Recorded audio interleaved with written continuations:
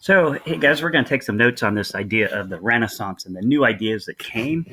First thing I'm going to do is talk about when we talk about nationalism. Before you start taking your notes, just take a look at these maps. So you'll see here all in red. This is Europe. This is Roman Empire. So this is before the Middle Ages. See, it's all one big country, one big empire by the Romans. And then we'll move ahead to like 500 AD.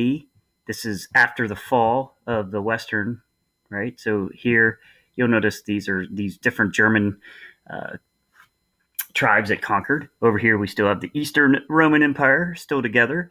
That's in 500, and we'll move in then to 750. You'll notice Eastern Roman Empire is smaller, and then by this time also, the Muslim religion, Islamic religion, has been created, and they're starting to conquer land too. So it's changing. But also notice in Europe, there's still not a lot of small states. It's just larger kingdoms, if you will. Okay, so this is the middle of the Middle Ages. Now we're getting kind of toward the end of the Middle Ages. It's 1079, and you'll notice that they are starting to actually form these smaller countries, these kingdoms. And then we'll move ahead to 1215. This is after the Crusades, where the Christians and Muslims are fighting each other. And you'll notice after that time frame, that's where these city states, or actually nation states, begin. It starts here in Italy, and now you're seeing countries like Portugal and France and England and Scotland, right? These actual countries where they actually, begin to have their own pride for each country. And then in 1453, which is kind of at the height of what's known as the Renaissance, you'll notice if you look through all of Europe here, just all kinds of nation states. Okay, so that leads us to this whole idea of some of the new ideas that happen in Europe. So after the Middle Ages are over, some new ideas come, which leads us into the Renaissance. And so some of those new ideas is what we just talked about: new nation states. Feudalism ends, which means that the kings begin to gain power. During feudalism, it was the nobles, the lords, who had all the power, and the kings really didn't. They were always just off, fighting wars and that. Well, when feudalism ends, the kings get their power back, and Europe becomes full of separate nation states, or separate countries, if you will, which is going to lead to this idea, which is called nationalism, right? Where you have loyalty and devotion to your own country. You share a common language. You have this common history and values. It's basically what makes people who live in France French, those who live in England English, those who live in Spain Spanish. It's what you become proud of. It's what we talked about the other day when we were talking about being American, all those things that mean to be American, right? And so where were these nation states? Well, they were all through Europe, but the big ones were Italy. That's where it starts. Uh, then you have Spain, France, and England, and there were others, but these are the big ones.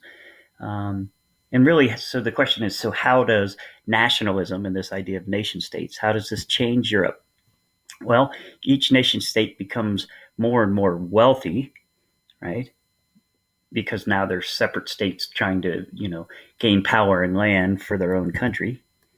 And so the more money, right, allows people to begin to view their role. It's changing. So the view of their role in life changes, and it's not just about doing what the church says, or just trying to survive, or just be loyal to the noble because he gave you land. There's actually money to be had, and there's ideas to make you smarter. And so this nationalism brings you to that. And then they become less loyal to the church and more loyal to the nation. People are beginning to doubt the church a little bit, and they actually begin loyal to their country and what it means to have pride, right, or nationalism. Okay, that's the first idea. The next idea is the word being secular, or secularism, which really means to be more interested in the world than in heaven. Okay. Sometimes today we use that word secular to talk about secular music that's not worship music, or not music that's for the church or to worship in. But really, secularism, people just began to be less religious. Before, in the Middle Ages, religion was everything. It's all you had, because life was so hard that you just hung on to what the church said because you wanted to at least make it to heaven. People are starting to think differently. So some of the reasons why, after the Crusades, where all these people had been killed, like innocent people, uh, and all the death and destruction, a lot of people started to realize the church maybe was doing things that weren't good. This was wrong. Also, we learned about the Black Death that killed half of the people in Europe, and people looked for the church to be the solution, and they realized, well, maybe the church really isn't the solution. They start to doubt the church. It pushes them to be more secular. And then there was new wealth and political roles in Europe, opened people to take interest in the world. There's all this money and all these jobs and new things you could do. And it made people think maybe I should think about world stuff instead of church stuff. So what's the impact? Well, people begin to see life on earth is worth living, not just to wait to heaven. And there's a misprint here. This should say worth, right? Living, not just waiting to get to the afterlife. And people began to question ideas and power of the church. They become more secular. They're like, maybe the church is not right. Maybe it's doing things it shouldn't. Okay, so that's that idea. And then the last idea we're going to talk about today is called humanism. It was based on the ancient Greeks and Romans.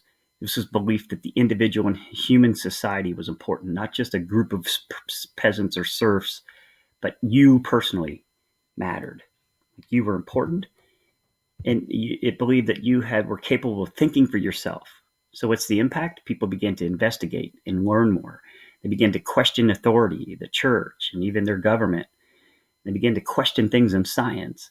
Maybe that's not true. Maybe isn't everything revolves around the earth. Maybe things actually revolve around the sun. They started to question things they'd been told. And then this invention by Johannes Gutenberg, he develops movable print, basically the printing press, takes the idea from the Chinese and makes it really good, which begins to spread the English language. The Bible starts to be spread. No one was allowed to read the Bible, but now it is. Now people for the first time are questioning authority and reading the Bible in their very own language, which is a big deal. And this all leads up to this new era called the Renaissance, which means rebirth. It's a rebirth in art, in learning, in science, in the way they think, in the philosophy, and in politics. And the changes in thinking is that it stresses the importance of the individual person, and that individual people together with these new ideas could change the world. And so that's how the idea of nationalism, secularism, and humanism all lead to this new idea called the Renaissance, this rebirth, okay? Which leads to great, beautiful art like this Mona Lisa from Leonardo da Vinci. And we'll learn more about the different cool things that were happening during that. But that's it. Those are some of the new ideas.